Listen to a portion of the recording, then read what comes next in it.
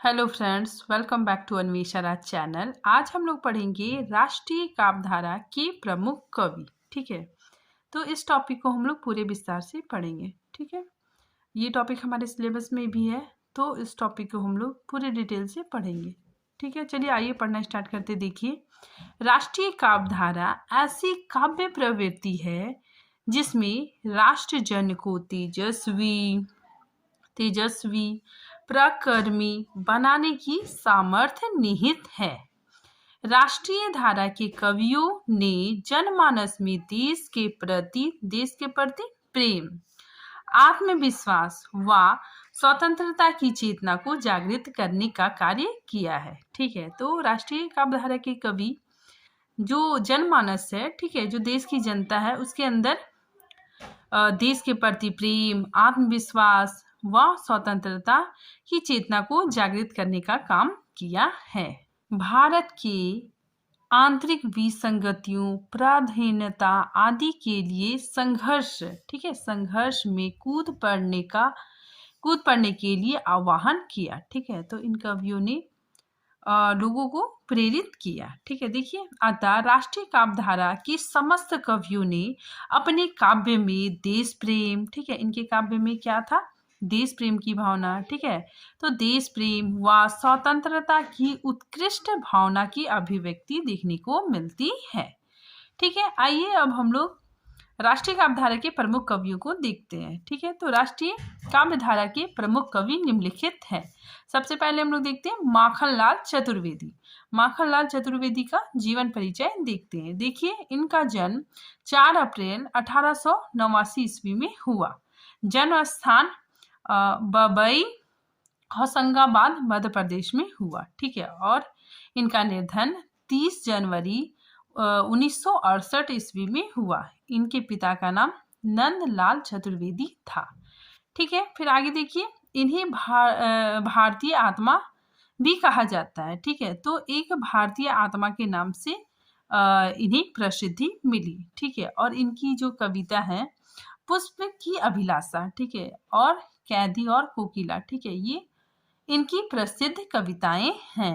अब देखिए संपादन। ठीक है, तो इन्होंने कुछ पत्रिकाओं का संपादन किया। ठीक है, तो सबसे पहले हम लोग देखते हैं कर्मवीर। ठीक है, ये 1919 ईस्वी में, ठीक है, और ये खंडवा नामक स्थान से प्रकाशित होती थी। ठीक है, तो खंडवा से प्रकाशित राष्ट्रीय जागरण की अग्रदूत हिंदी साप्ताहिक पत्रिका। ठीक है, तो कर्मवीर पत्रिका से भी ये जुड़े हुए थे। ठीक है, फिर आगे देखिए प्रभा पत्रिका 1913 ईस्वी में, ठीक है, 1913 ईस्वी में निकलती थी। ठीक है, कालू राम गंगराडे द्वारा प्रकाशित मासिक पत्रिका थी। ठीक है, और ये प्रभा का संपादन करते थे। ठीक है, फिर नेक्स्ट देखिए प्रताप पत्रिका 1924 गणेश शंकर विद्यार्थी द्वारा कानपुर से प्रकाशित होता था। ठीक है, और 1924 ईस्वी में गणेश शंकर विद्यार्थी के बाद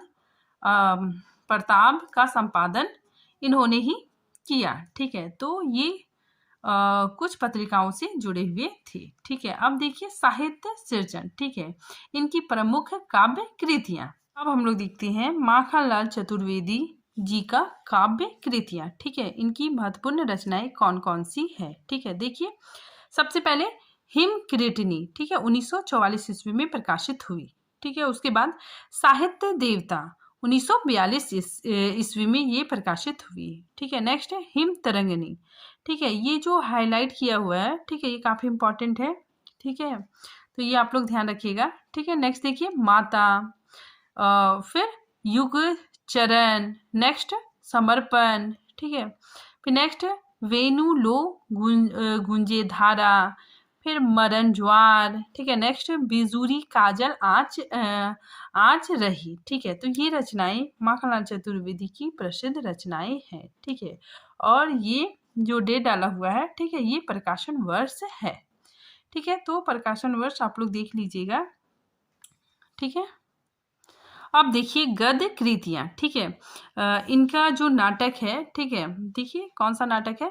कृष्णा अर्जुन युद्ध। ठीक है, 1918 ईस्वी में प्रकाशित हुआ। ठीक है, और नेक्स्ट देखिए निबंध, ठीक है। निबंध कौन कौन से निबंध है इनके? साहित्य देवता और नेक्स्ट अमीर इरादे गरीब इरादे, ठीक है। 1960 ईस्वी में ये प्रकाशित हुआ, ठीक है। ये काफी इंपॉर्टेंट है, पूछा जाता है, ठीक है। नेक्स्ट देखिए इनके संस्मरण, समय के पाँव इनका संस्मरण है, ठीक है। और ये 1962 ईस्वी में प्रकाशित हुआ। नेक्स्ट देखिए भाषण, ठीक है। तो भाषण के रूप में चिंतक की लाचारी, ठीक है। तो ये रचना 1963 ईस्वी में प्रकाशित हुआ, ठीक है। नेक्स्ट देखिए कहानी, ठीक है। माखनलाल चतुर्वेदी द्वारा रचित कहानी बनवासी और कला का अनुवाद, ठीक है। 1954 ईस्वी में ये प्रकाशित हुआ, ठीक है। नेक्स्ट देखिए अनुवाद, ठीक है। शिशुपाल वध, ठीक है। ये इनकी अनुवाद रचना है। देखिए कुछ महत्वपूर्ण तथ्य, ठीक है। देखिए हम लोग कुछ महत्वपूर्ण बिंदुओं को देखते हैं। सबसे पहले प्रथम रचना, ठीक है। इनकी प्रथम रचना रसिक मित्र, ठीक है, पत्रिका में प्रकाशित हुआ, ठीक है। नेक्स्ट देखिए पूर्णतः ये पत्रकारिता, साहित्य और राष्ट्रीय आंदोलन को समर्पित थे, ठीक है। तो ये पूरी तरह से पत्रकारिता, ठीक है, साहित्य और राष्ट्रीय आंदोलन में पूरी तरह से समर्पित थे, ठीक है। नेक्स्ट देखिए सविज्ञा अवज्ञा आंदोलन 1930 में पहली गिरफ्तारी, ठीक है। तो पहली गिरफ्तारी देने वाले व्यक्ति ये थे। आगे देखिए पुष्प की अभिलाषा, ठीक है, और बापू इनकी प्रसिद्ध कविताएं हैं, ठीक है। नेक्स्ट देखिए 1967 में राजभाषा पर आघात करने वाले राजभाषा संविधान संशोधन विधेयक विरोध में पद्म भूषण लौटाया था, ठीक है। तो इनको जो पुरस्कार मिला था, ठीक है, पद्म भूषण का पुरस्कार, तो इन्होंने लौटाया था, ठीक है। फिर आगे देखिए पुरस्कार एवं सम्मान, ठीक है। इन्हें क्या क्या पुरस्कार मिला, ठीक है, इस चीज को हम लोग जानते हैं। तो सबसे पहले देव पुरस्कार, ठीक है। तो हिमकृतनी, ठीक है, इस रचना पर इन्हें देव पुरस्कार मिला, ठीक है। तो देखिए 1943 में हिमकृतनी कविता संग्रह पर इन्हें देव पुरस्कार मिला, ठीक है। नेक्स्ट देखिए साहित्य अकादमी पुरस्कार, ठीक है। तो साहित्य अकादमी पुरस्कार इन्हें हिम तरंगिणी रचना पे मिली थी, ठीक है। तो हिम तरंगिणी हिंदी का प्रथम साहित्य अकादमी पुरस्कार इन्हें मिला था, ठीक है। और 1963 में इन्हें पद्म भूषण से सम्मानित किया गया था, ठीक है। तो पद्म भूषण इन्हें पुरस्कार मिला, ठीक है। नेक्स्ट देखिए सियाराम शरण गुप्त, ठीक है। अब इस कवि के बारे में हम लोग जानेंगे, ठीक है। तो सबसे पहले देखिए इनका जन्म 1895 ईस्वी में हुआ, ठीक है। फिर इनकी मृत्यु 29 मार्च 1963 ईस्वी में हुई, ठीक है। इनका जन्म स्थान चिरगांव झांसी था, ठीक है। फिर देखिए जो सियाराम गुप्त है, ठीक है, ये मैथिली शरण गुप्त के छोटे भाई थे, ठीक है। तो इनकी पहचान मैथिली शरण गुप्त के छोटे भाई के रूप में होता है, ठीक है।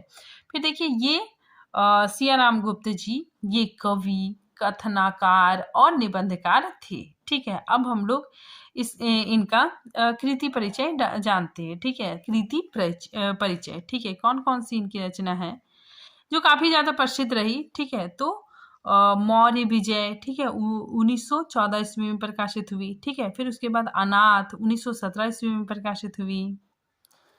फिर आगे देखिए दुर्वा दल, ठीक है, ये रचना 1924 ईस्वी में प्रकाशित हुई, ठीक है। नेक्स्ट देखिए विषाद, आद्र, ठीक है, पथे, मृन्मयी और बापू, ठीक है। तो ये सारी रचनाएं इनकी प्रसिद्ध रचना है, ठीक है। नेक्स्ट देखिए कविता संग्रह, कविता संग्रह में अनुरूपा और अमृत पुत्र है, ठीक है। फिर देखिए कहानी संग्रह, इनकी कहानी संग्रह मानुषी, ठीक है, ये काफी ज्यादा प्रसिद्ध रही, ठीक है। फिर देखिए नाटक, इनके द्वारा रचित नाटक पुण्य पर्व, ठीक है, उन्मुक्त गीत, ठीक है। फिर देखिए अनुवाद रचना गीता संवाद, फिर निबंध संग्रह झूठा सच, ठीक है। फिर हम लोग देखते हैं पदानुवाद, ठीक है, इन्होंने कुछ अनुवाद भी किए, ठीक है। तो पदानुवाद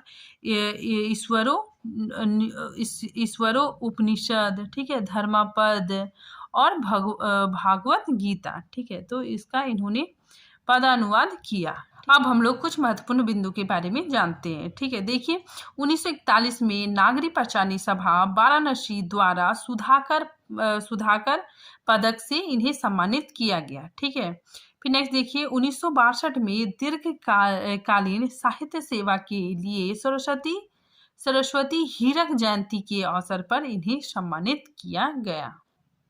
अब हम लोग राष्ट्रीय काव्य धारा के प्रमुख कवि बाल कृष्ण शर्मा नवीन के बारे में जानते हैं। ठीक है, तो देखिए इनका जन्म 8 दिसंबर 1897 ईस्वी में हुआ। ठीक है, और जन्म स्थान भ्याना ग्राम ग्वालियर में हुआ। ठीक है, और इनकी मृत्यु 29 मार्च 1960 दिल्ली में हुई। ठीक है, अब इनके बारे में कुछ महत्वपूर्ण बिंदु को देखते हैं। देखिए लखनऊ कांग्रेस अधिवेशन में ये भागीदारी रहे। ठीक है, पहली रचना संतू नामक कहानी थी। ठीक है, तो इनकी जो पहली रचना संतू थी। ठीक है, तो संतू नामक ये क्या थी, कहानी थी। ठीक है, नेक्स्ट देखिए जीव ईश्वर वार्तालाप शीर्षक कविता से हिंदी साहित्य में इन्हें पहचान मिली। ठीक है, तो इस रचना से इन्हें साहित्य जगत में पहचान मिली। ठीक है, फिर आगे देखिए पढ़ाई छोड़कर 1921 ईस्वी में असहयोग आंदोलन और 1942 में भारत छोड़ो आंदोलन से जुड़े। ठीक है, तो इनके अंदर मतलब राष्ट्रीय भावना बहुत राष्ट्रीय भावना होने की वजह से इन्होंने पढ़ाई बीच में ही छोड़ दी और असहयोग आंदोलन, ठीक है, और भारत छोड़ो आंदोलन से जुड़ गए। ठीक है, राष्ट्रीय चेतना से ये ओतप्रोत थे। ठीक है, फिर आगे देखिए ये कवि, गद्यकार, ठीक है, और जागरूक पत्रकार थे। ठीक है, अब इनकी काव्य कृतियों को देखते हैं। ठीक है, तो कुमकुम इनकी प्रसिद्ध रचना है। ठीक है, तो कुमकुम रचना, ठीक है, 1939 ईस्वी। फिर नेक्स्ट देखिए रश्मि रेखा, ठीक है, फिर अपलक, कवासी, उर्मिला, ठीक है, उर्मिला भी इनका बहुत प्रसिद्ध रचना है। ठीक है, फिर विनोबा स्तवा, ठीक है, फिर प्राणा अर्पण, फिर हम बिस्पई जन्म के। ठीक है, तो ये इनकी प्रमुख काव्य कृति है। अब हम लोग कुछ मुख्य बिंदु के बारे में जानते हैं। ठीक है, तो देखिए उर्मिला इनका बहुत ही प्रसिद्ध रचना है। तो उर्मिला 6 सर्गों की प्रबंधनात्मक काव्य कृति है। ठीक है, और ये जो उर्मिला की रचना इन्होंने प्रथम कारावास के दौरान इस काव्य का सृजन प्रारंभ किया था। ठीक है, नेक्स्ट देखिए प्रताप और प्रभा पत्रों के संपादक थे। ठीक है, तो जो प्रताप और प्रभा पत्रिका थी, ठीक है, उससे ये जुड़े थे। ठीक है, नेक्स्ट देखिए सन 1952 से मृत्यु पर्यंत, ठीक है, सांसद रहे। ठीक है, तो ये अपने मतलब जीवन काल में मृत्यु पर्यंत ये सांसद रहे। ठीक है, नेक्स्ट देखिए सन 1955 में राज्य भाषा आयोग के सदस्य के रूप में महत्वपूर्ण भूमिका निभाई। ठीक है, और इन्हें पद्म भूषण से सम्मानित किया गया। ठीक है, फिर नेक्स्ट देखिए प्राणा अर्पण कृति गणेश शंकर विद्यार्थी की बलिदान, ठीक है, गणेश शंकर विद्यार्थी के बलिदान की अमर गाथा से संबंधित है। ठीक है, फिर आगे देखिए इन्होंने राष्ट्र प्रेम और प्रणय की भावना से ओतप्रोत काव्य रचना की। ठीक है, अब देखिए इनकी कुछ प्रसिद्ध पंक्ति है। ठीक है, तो देखिए इनकी प्रसिद्ध पंक्ति, कवि कुछ ऐसी तान सुनाओ जिससे उथल पथल मच जाए। ठीक है, तो इनकी प्रसिद्ध क्रांति चेतना की पंक्ति है। हम लोग पढ़ेंगे सुभद्रा कुमारी चौहान। ठीक है, इनके बारे में हम लोग पढ़ेंगे। ठीक है, सबसे पहले इनका जीवन परिचय 1904 ईस्वी, ठीक है, निहालपुर मोहल्ला प्रयागराज में इनका जन्म हुआ। ठीक है, फिर इनकी जो शिक्षा क्रॉसवेथ गर्ल्स कॉलेज प्रयागराज में हुआ। ठीक है, और इनके पिता, ठीक है, इनके पिता जमींदार थे। ठीक है, और इनके पिता का नाम रामनाथ सिंह था। ठीक है, और इनके पति ठाकुर लक्ष्मण सिंह थे। ठीक है, जो कि पेशे से वकील थे। इनका निर्धन 1968 ईस्वी में हुआ। ठीक है। महादेवी वर्मा सुभद्रा कुमारी चौहान की जूनियर थी। ठीक है, तो ये याद रखिएगा आप लोग, जो महादेवी वर्मा थी, ठीक है, ये सुभद्रा कुमारी की जूनियर थी। ठीक है, और ये दोनों ही एक कमरे में रहकर मतलब पढ़ाई करते थे। ये दोनों ही एक कमरे में रहा करती थी। ठीक है, मतलब ये रूममेट थी। ठीक है, फिर आगे देखिए, प्रथम काव्य कृति 15 वर्ष की आयु में लिखी थी। ठीक है, फिर आगे देखिए, असहयोग आंदोलन में भाग लेने वाली पहली महिला थी। ठीक है, तो ये सुभद्रा कुमारी चौहान असहयोग आंदोलन में भाग लेने वाली पहली महिला थी। ठीक है, नेक्स्ट देखिए, कविताओं में मुख्यतः राष्ट्रीय भावना तथा घरेलू जीवन की छवियां अंकित है। ठीक है, तो इनकी कविताओं में मुख्यतः राष्ट्रीय भावना और घरेलू जीवन की छवियां देखने को मिलती है। ठीक है, अब हम लोग इनके प्रसिद्ध कविता संग्रह देखते हैं। ठीक है, तो इनकी प्रसिद्ध कविता संग्रह त्रिधारा, ठीक है, मुकुल 1930 ईस्वी में प्रकाशित। ठीक है, तो ये दोनों काफी इंपॉर्टेंट है। ठीक है, जो मैंने हाईलाइट किया है वो काफी इंपॉर्टेंट है। ठीक है, नेक्स्ट देखिए, नक्षत्र। ठीक है, उसके बाद फिर जालियांवाला बाग, झांसी की रानी। झांसी की रानी तो काफी ज्यादा प्रसिद्ध है। ठीक है, तो झांसी की रानी, झंडे की इज्जत तथा स्वदेश के प्रति, ठीक है, ये सारी महत्वपूर्ण इनकी कविताएं हैं। ठीक है, नेक्स्ट देखिए, कहानी संग्रह। कहानी संग्रह, इनकी प्रमुख कहानी संग्रह बिखरे मोती, ठीक है, 1932 ईस्वी में प्रकाशित हुआ। ठीक है, उन्मादिनी 1934 ईस्वी में। ठीक है, फिर नेक्स्ट, सीधे साधे चित्र 1947 ईस्वी में प्रकाशित हुआ। ठीक है, तो कहानियों के लिए हिंदी साहित्य सम्मेलन द्वारा 2 बार सेकरिया पुरस्कार से सम्मानित किया गया। ठीक है, तो इन्हें कहानियों के लिए हिंदी साहित्य सम्मेलन द्वारा 2 बार सेकरिया पुरस्कार से इन्हें सम्मानित किया गया। ठीक है, फिर इनके द्वारा रचित बाल साहित्य हम लोग देखते हैं। बाल साहित्य रचना झांसी की रानी, ठीक है, कदम का पेड़, सभा का खेल। ठीक है, तो ये रचनाएं बाल साहित्य रचनाएं हैं। ठीक है, आगे देखिए, उनकी पुत्री सुधा चौहान ने, ठीक है, मिला तेज से तेज नामक पुस्तक में, ठीक है, माता सुभद्रा जी एवं पिता लक्ष्मण सिंह की जीवनी लिखी, जो हंस पत्रिका प्रयागराज से प्रकाशित हुई। ठीक है, तो ये सुभद्रा कुमारी चौहान की जो पुत्री थी सुधा चौहान, ठीक है, इन्होंने एक रचना लिखी, मिला तेज से तेज, ठीक है, नामक जीवनी लिखी। ठीक है, जिसमें सुभद्रा जी की, ठीक है, और उनके पिता लक्ष्मण जी की जीवनी लिखी। ठीक है, जो हंस पत्रिका में प्रयागराज से प्रकाशित हुआ। ठीक है, नेक्स्ट हम लोग देखते हैं सोहन लाल द्विवेदी। ठीक है, सबसे पहले इनका जीवन परिचय। ठीक है, इनका जन्म 22 फरवरी 1906 ईस्वी में हुआ। ठीक है, जन्म स्थान सिजौली ग्राम, ठीक है, बिंदकी जिला फतेहपुर उत्तर प्रदेश में हुआ। ठीक है, फिर इनकी मृत्यु 1988 ईस्वी में हुई। ठीक है, अब देखिए इनके बारे में कुछ महत्वपूर्ण बातों को जानते हैं। ये गांधीवादी जीवन मूल्यों के समर्थक थे। ठीक है, नेक्स्ट देखिए, प्राचीन संस्कृति एवं राष्ट्रीयता के प्रति अपार श्रद्धा। ठीक है, तो इनके मन में प्राचीन संस्कृति और राष्ट्रीयता के प्रति अपार श्रद्धा थी। ठीक है, आगे देखिए, 1938 से 1942 ईस्वी तक लखनऊ से प्रकाशित दैनिक राष्ट्रीय पत्र अधिकार के संपादक रहे। ठीक है, तो ये दैनिक राष्ट्रीय पत्र अधिकार के संपादक भी रहे। ठीक है, नेक्स्ट देखिए, 1941 ईस्वी स्वदेश प्रेम के भाव से युक्त भैरवी। ठीक है, भैरवी इनकी बहुत प्रसिद्ध रचना है। ठीक है, और ये स्वदेश प्रेम के भाव से युक्त भैरवी नामक पहली काव्य कृति प्रकाशित हुई। ठीक है, नेक्स्ट देखिए, 1942 ईस्वी में वाष्वदत्ता प्रकाशित हुई। ठीक है, आगे देखिए, भैरवी काव्य कृति की प्रथम कविता। ठीक है, तो ये भैरवी इनकी रचना काफी प्रसिद्ध हुई। तो भैरवी काव्य कृति की प्रथम कविता वंदना के इन स्वरों में एक स्वर मेरा मिला लो। ठीक है, ये जो कविता है, ठीक है, ये काफी लोकप्रिय हुई। ठीक है, नेक्स्ट देखिए, 1944 में गांधी अभिनंदन ग्रंथ का संपादन इन्होंने किया। ठीक है, फिर देखिए इनकी प्रमुख रचनाएं भैरवी, ठीक है, वासदत्ता, कुणाल, चित्रा, प्रभाती, युगधारा, ठीक है, पूजा गीत, ठीक है। तो ये सारी रचनाएं सोहनलाल द्विवेदी की प्रसिद्ध रचनाएं हैं।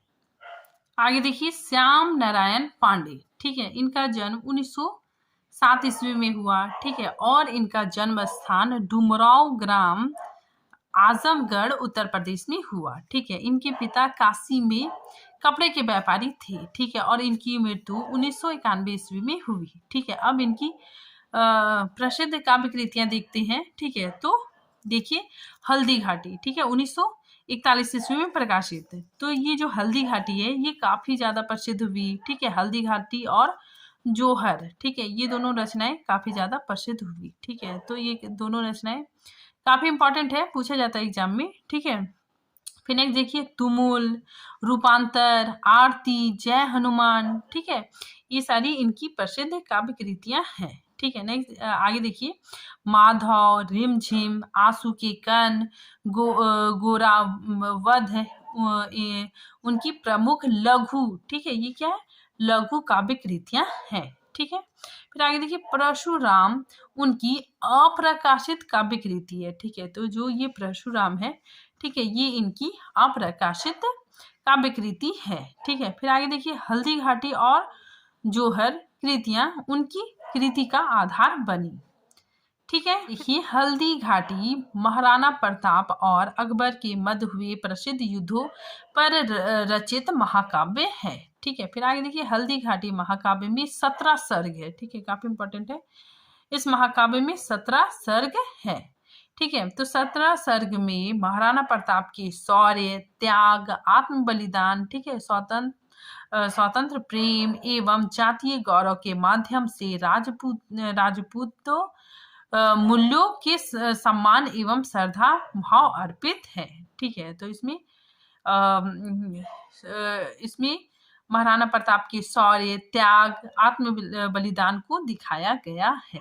आगे देखिए हल्दी घाटी कृति पर इन्हें देव पुरस्कार से सम्मानित किया गया, ठीक है। फिर आगे देखिए जोहर रचना का 21 चिंगारियों से युक्त महाकाव्य है, ठीक है। तो ये जो जोहर कृति है, ठीक है, ये 21 चिंगारियों मतलब 21 सर्गों से युक्त महाकाव्य है, ठीक है। आगे देखिए इसमें चित्तौड़ की महारानी पद्मिनी के आत्म बलिदान की ऐतिहासिक पृष्ठभूमि पर आधारित कृति है। अब हम लोग पढ़ेंगे रामधारी सिंह दिनकर, ठीक है। इनका जन्म 23 दिसंबर 1908 ईस्वी में हुआ, ठीक है।